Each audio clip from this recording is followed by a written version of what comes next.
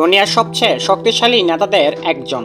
কেউ তাকে ভালোবাসে, কেউ ঘেন্না করে, কিন্তু সবাই তাকে চেনে নরেন্দ্র দামোদর দাস মোদী। হ্যাপি মিস্টারের আজকের ভিডিওতে আমরা আলোচনা করব কে এই নরেন্দ্র মোদী, জন্ম এবং চা বিক্রি থেকে প্রধানমন্ত্রী হওয়ার পথ চলা। গুজরাটের ছোট্ট শহর 1950 সালে জন্মগ্রহণ করেন বদনগর শহরে এই নরেন্দ্র মোদী। পরিবার ছিল খুব সাধারণ। বাবা ছিলেন চাওয়ালা, মা ছিলেন গৃহিণী। ছোট্টবেলায় নরেন্দ্র মোদীর বাবার সাথে স্টেশনে চা বিক্রি করতেন এই নরেন্দ্র মোদী। খুব ছোট্ট সময় থেকেই নাট্যদল, স্কুলের ফাংশন, এনসিসি সব জায়গায় তার নেতৃত্ব ভাব দেখা যেত। বয়স কম, স্বপ্ন বড়। কিন্তু তার জীবনের টার্নিং পয়েন্ট এলো কৈশোরে মোদী নিজের জীবন দিশাহারা হয়ে গিয়েছিলেন। হিমালয়ে চলে যান। কয়েক বছর ধরে একাধিক আশ্রম থেকে মেডিটেশন করতে গান্ধী লেখা পড়তেন। একদিক থেকে পৃথিবী বুঝতেন, অন্যদিক থেকে তার ভেতরে শক্তি গড়তেন। দেশে ফিরেই আরএসএস এ যোগ দেন। আরএসএস এর কাজের মাধ্যমে তার সংগঠন দক্ষতা নজরে আসে।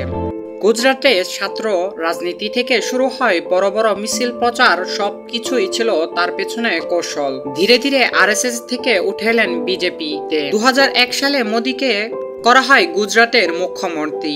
উন্নয়ন নিয়ে প্রচুর কাজ করতেন। রাস্তা, শিল্প, বিদ্যুৎ, ব্যবসা সব জায়গায় পরিবর্তন আসে।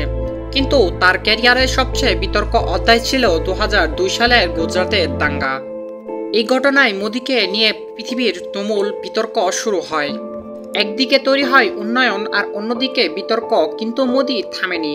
2007 থেকে 2012 গুজরাটে 3 বার মুখ্যমন্ত্রী। তার পপুলারিটি দেশ জুড়ে বাড়তে থাকে।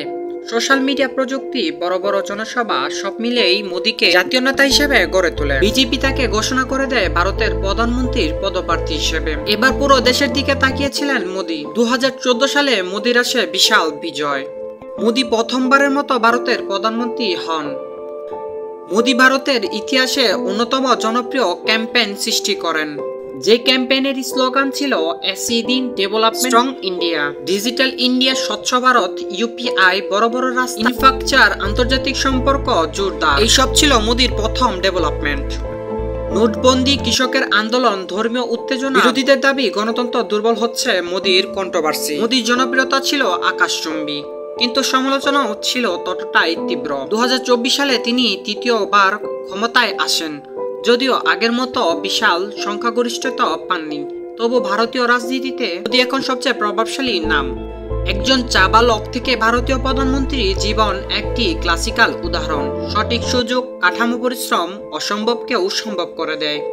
তিনি ভালো না খারাপ সেটা ইতিহাস বিচার করবে, কিন্তু তার গল্প নিঃসন্দেহে নাটক, বিতর্ক আর চমকের এক পূর্ণ প্যাকেজ। এই ভিডিওটি আপনার কাছে কেমন লাগলো তা অবশ্যই আমাদেরকে জানিয়ে যাবেন। পর ভিডিওতে কার জীবন কাহিনী চান তা অবশ্যই লিখে জানাবেন। ধন্যবাদ।